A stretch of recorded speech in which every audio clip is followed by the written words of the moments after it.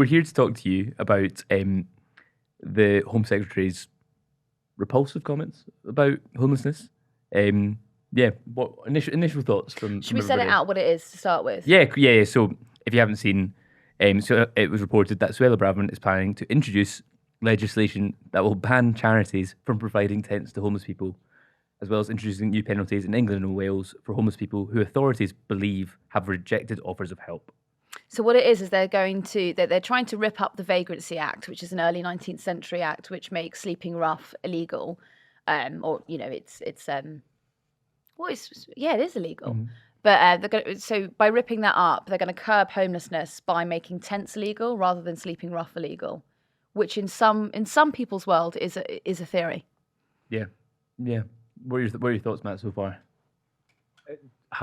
It's perfect way to show how to kick somebody when they're down. Yeah. The idea that in freezing cold temperatures that will be coming up this winter, it would be wise to remove the one bit of shelter that somebody may have. The thing I kept coming back to is, what problem is this designed to solve? This doesn't solve homelessness. This doesn't solve the housing crisis. This doesn't solve the crisis in mental health. This doesn't solve any particular crisis other than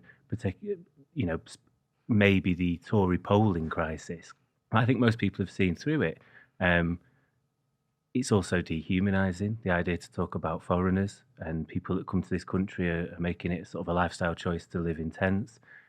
Government's own figures show that British people are the majority of people homeless in this country, unfortunately. Just cruel, beyond cruel. Mm-hmm. And there's a personal element to this for you, isn't there? Yeah, I was homeless as a teenager. Slept on the streets of Manchester for 12 months. And again, these issues are multifaceted. There's no one way to end up homeless. It's not always people's fault. It's very rarely people's fault.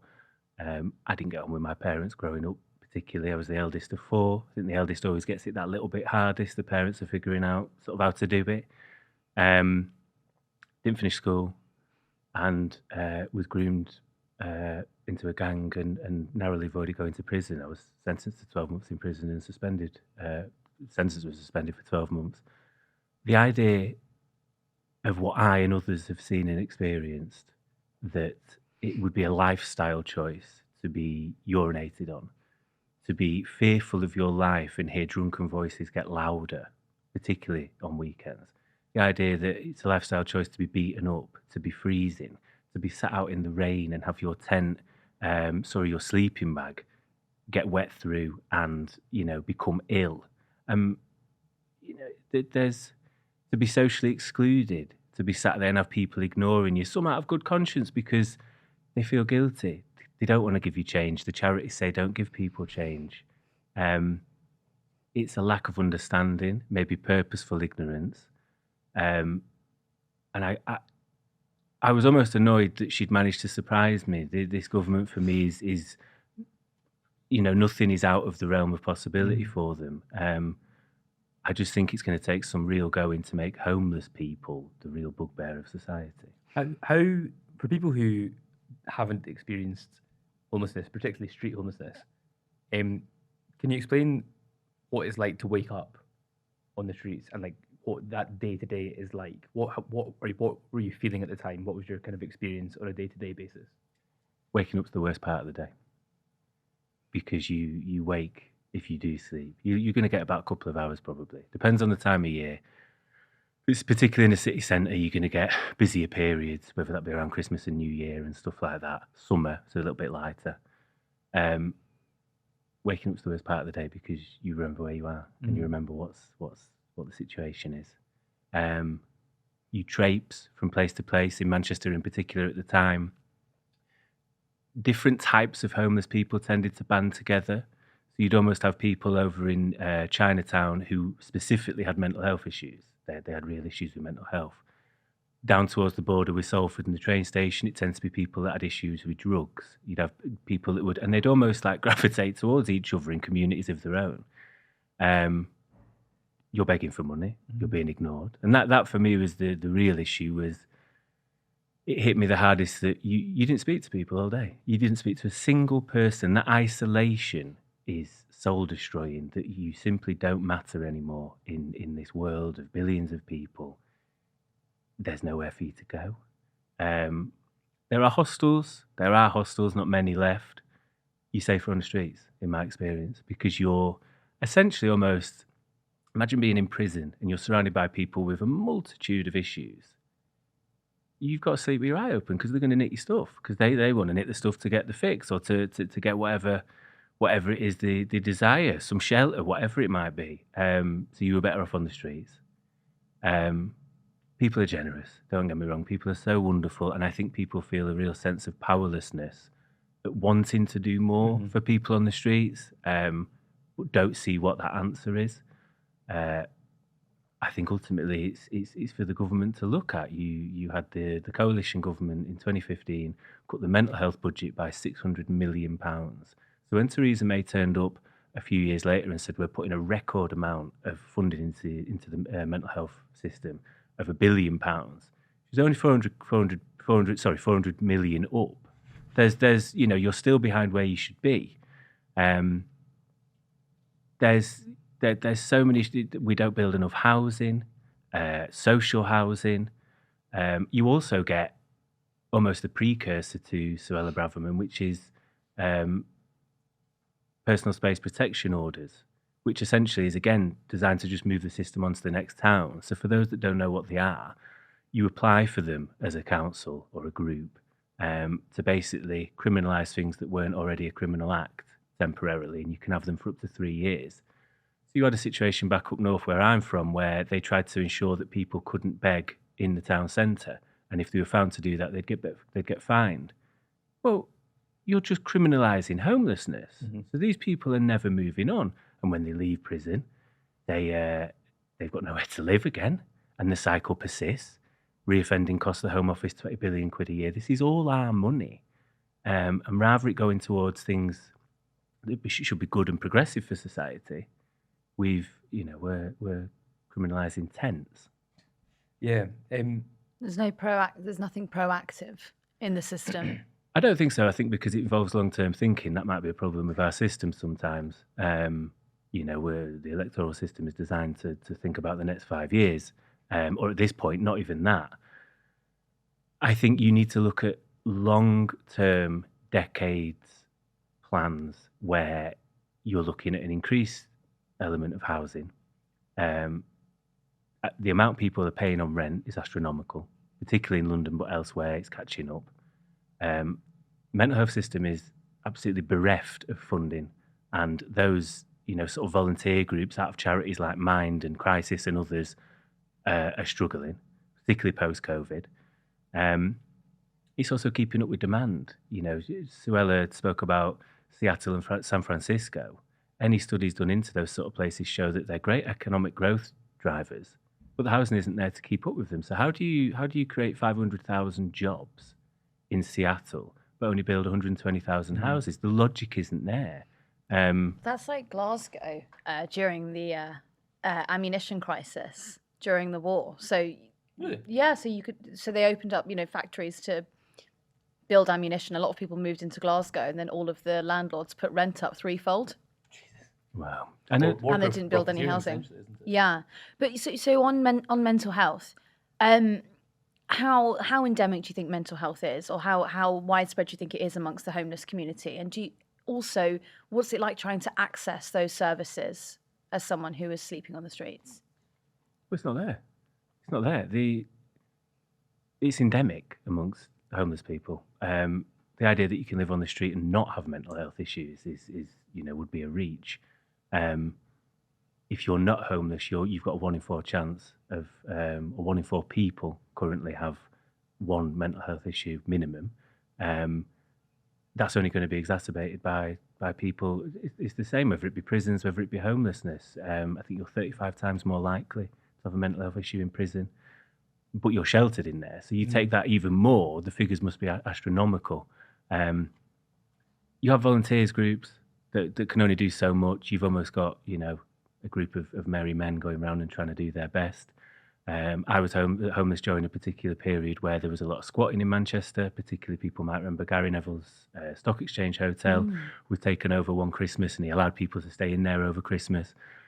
I remember one person in particular who said to me, you think moving house is stressful, try moving squat. He says, we've got a load of stuff here that people have donated, but eventually it catches up to you and you've got to try and find another building to put all the stuff in.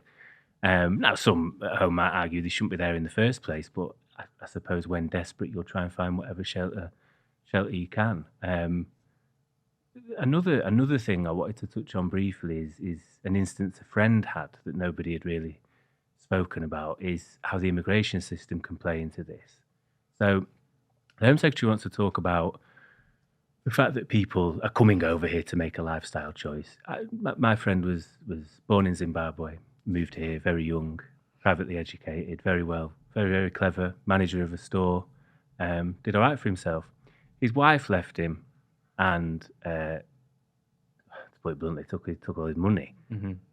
He couldn't then pay the Home Office to do his next few years of being allowed in the country. Therefore, he was living in his house illegally, wasn't allowed to work. He paid national insurance and tax all of his living life having lived here, wouldn't leave the house, couldn't eat, had no money, was living, hand to mouth at best. Didn't want to go outside because he was terrified, in his words, he'd see a van that was waiting for him. He didn't know if he was being tracked. 12 months on, he's managed to get enough money together through friends and other things, and his claim has been processed, only to then lose the house. So he was working at one of the top supermarkets in this country as a manager, not just a shelf stacker, a manager, and was on the streets, ringing me, wondering what he could do, knowing I had experience of maybe surviving that period. He was homeless for the period of about 3 months on the streets while still going into work to manage one of our largest supermarket names in this country.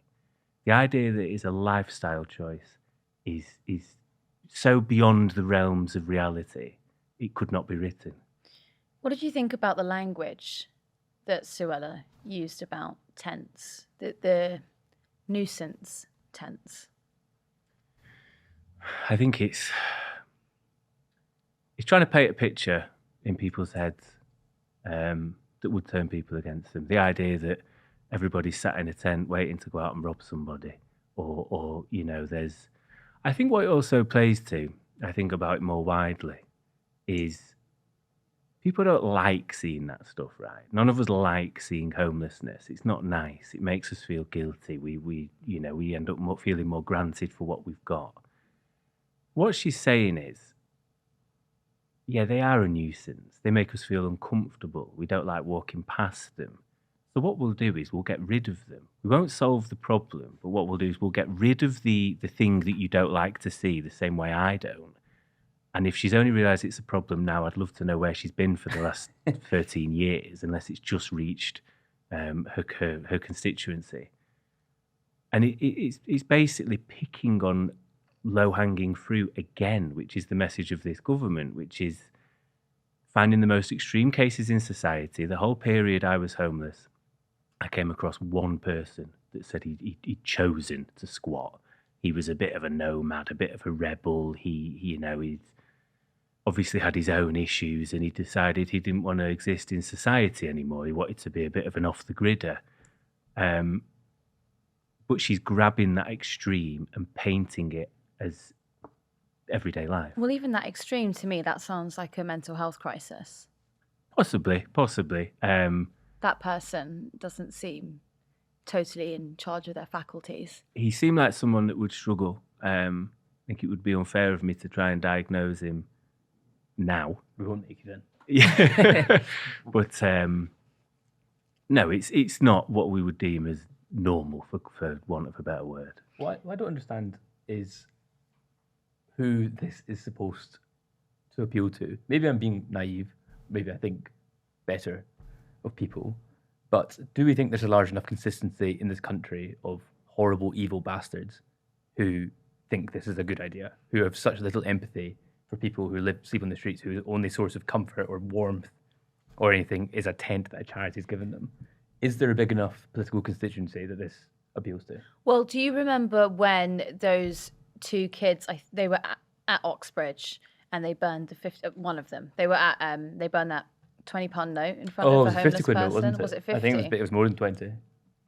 Polling wise, if you look at the country's reaction to that, I think you can go off of that with, I think that people in the UK are quite empathetic and they would not quite like to see, tents being kicked off of the streets. I don't think that that's the natural reaction. But, during COVID, at the beginning of the pandemic, I was working in Leicester Square and you would not see someone sleeping rough. You just didn't see it. And it was because they were all in hotels or in hostels. And then the government, second wave, decided to kick everyone out.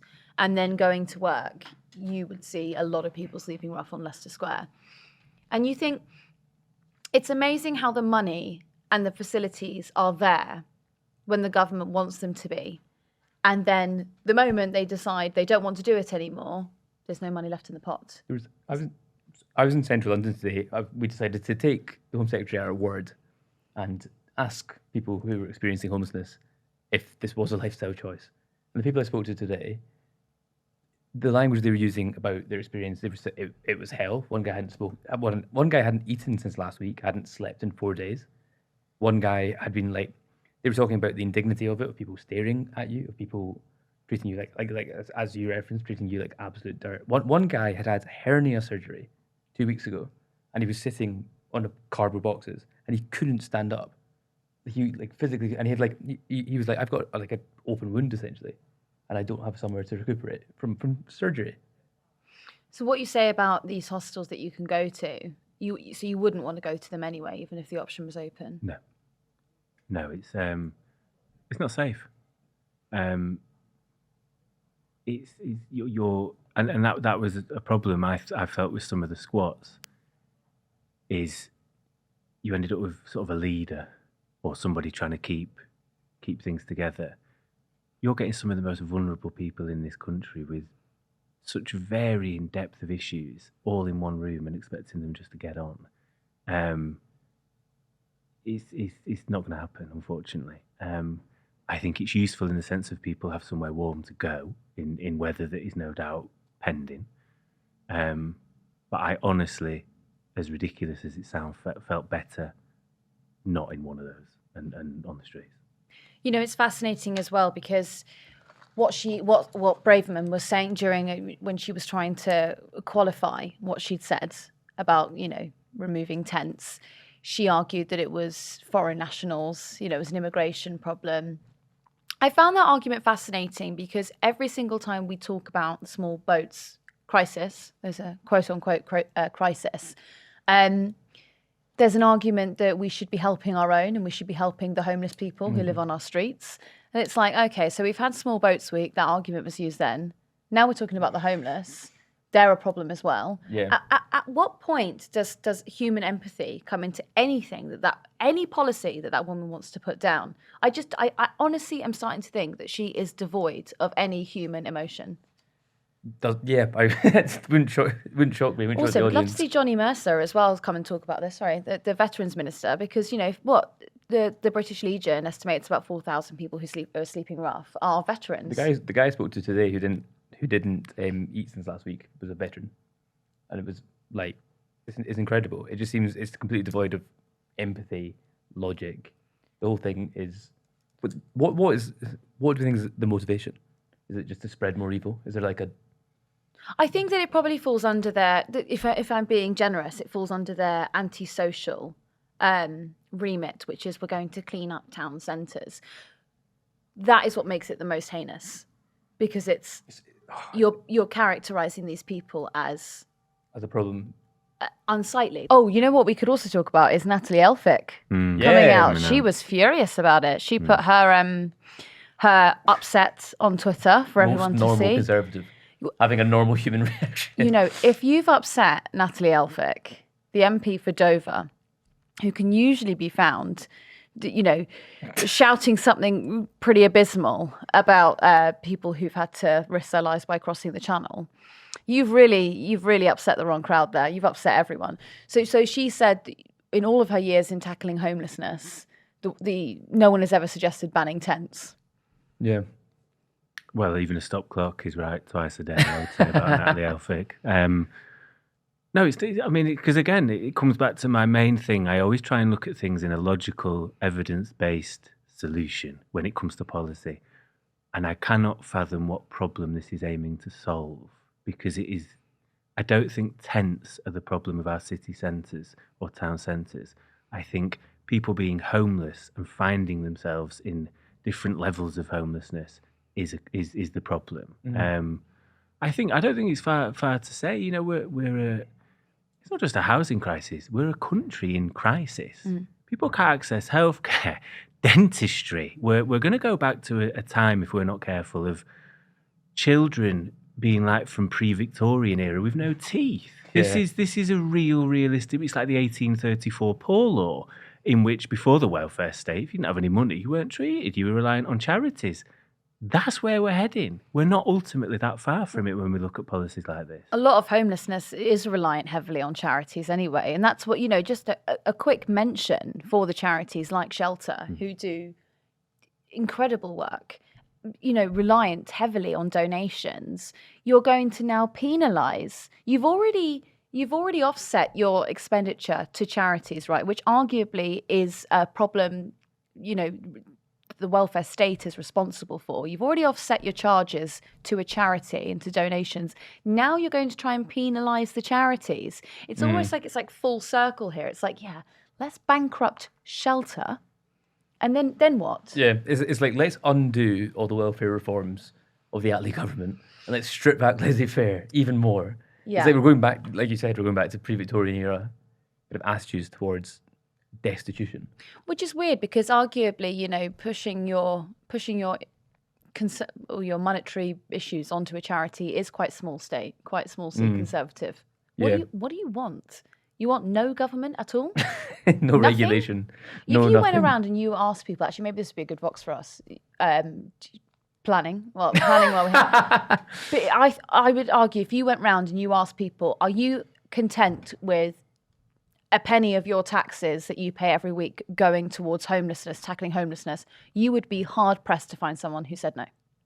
The evil bastard constituents that Suella Braverman is going for. Yeah. That wing, the evil wing of the Conservative Party is going to become really powerful. One guy boldly declares, no, I want all my money on the licence fee and that's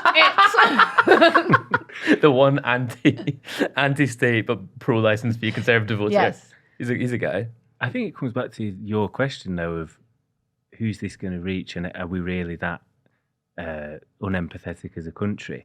We saw similar with the small boats situation in the summer when people were going after the lifeboats and sort of saying they shouldn't be going out, they should be leaving them to drown. There's some sort of more extreme realms of political commentary. What you saw is an increase in donations to the RNLI. Mm-hmm. And what I hope and would urge everybody to do is go and donate to these charities that rely on the money so heavily to ensure that this doesn't actually impact homeless people the way it unfortunately will do if Suella Braverman has her way.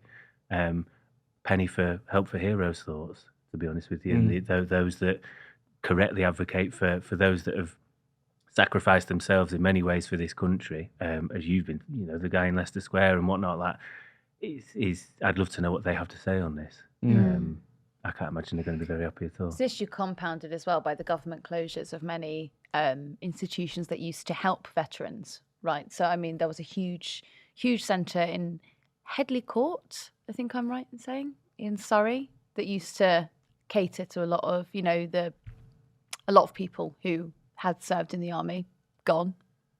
It's issues. It's like, oh, we're closing everything. And there's suddenly more homeless people. How is the mathing, Mm-hmm. I think you can't let big businesses off the hook either.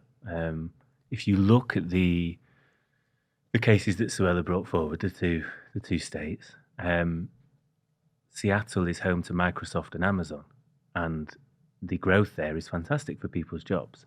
The problem is, because of the lack of housing, this is not just, homeless veterans or people with mental health issues. This is ordinary families who seem from the outset 2.4 children to have this really nice middle-class life. who, whether it be no-fault evictions in this country or similar, are being priced out. People in Seattle pay 60%, and in San Francisco, 75% of their below-average earnings on rent. Now, way back when, in a distant time, you used to have big companies that used to look after their employees, like Joseph Rowntree, who would build houses for their workers because they understood in a capitalist system, you will always have more productivity when you have a workplace that's actually motivated to go in, not looking over their shoulder every 2 minutes, waiting for the brown envelope to come through and be told, actually, I'm selling the house now because the Tories have wrecked the economy. So you've got 2 months for you and your kids to go and find a 4-bed house, which in certain London boroughs, social housing, you're waiting 20, 25 years on a waiting list. It's just totally unsustainable, is what I'd say. Yeah, totally less big tech, more Peabody. Matt. more workhouses. Well, That's the PoliticsJOE line. Whoa. Absolutely. Whoa. Charles Dickens was wrong. Whoa. What did you think about Yeah, them? God. I've only seen the film. Yeah. That's my only experience of workhouses. So apart from workhouses, Matt, what do you think should happen? I can rephrase that if you don't want to be associated with those comments. Not workhouses. Decent quality housing from bosses that could well afford it, for a start. I think Jeff Bezos could totally build a little village for people in Seattle and elsewhere. Hell. Actually kidding, I'm Bezos' house. I'm not living there. It's very Black Mirror-esque. You can only pee at midnight. You're being inefficient. But like that Simpsons episode where Sean Connery is the voice of the house, and the house actually turns evil and tries to kill them all. No, I think on a serious note, you need investment, and it's funny you touched, Ava, on the money's there when there is a need for it. We showed during the COVID pandemic that homelessness is a political choice. This isn't a lifestyle choice from homeless people. This is a political choice from an inept government who isn't willing to act. You need investment in mental health services as well as increased training. Those people probably need paying properly so that they're actually willing to go into these sort of sectors. You need a huge house building program similar to that of the 40s Attlee government. The government doesn't even have a alcohol strategy. The last one was released over a decade ago. So the idea that we're even in any way advocating for services, Suella says, oh, we're investing more money in them. You haven't got a strategy for helping these people. So what are you putting your money into? Apparently not tents, but so therefore there's no drug strategy. There's none of this stuff, and what it needs is joined up thinking. And what I would hope in a real moment of utopia and maybe naivety is this isn't political. This is looking after a country, which everybody can get around the table and agree on. But at the bare minimum, you need to put roofs over people's heads. Now, if it's going to cost you a fortune with hotels in the short term, that's your fault. You've not acted for 13 years. Unfortunately, you're going to have to house these people or you're going to let them die, because what you're essentially mandating for with this policy is a mandate for murder. It's state-sponsored murder. That's as simple as it is. You're allowing these people to die on the streets through your inaction, and any action you are taking is withdrawing some of the only shelter they've got.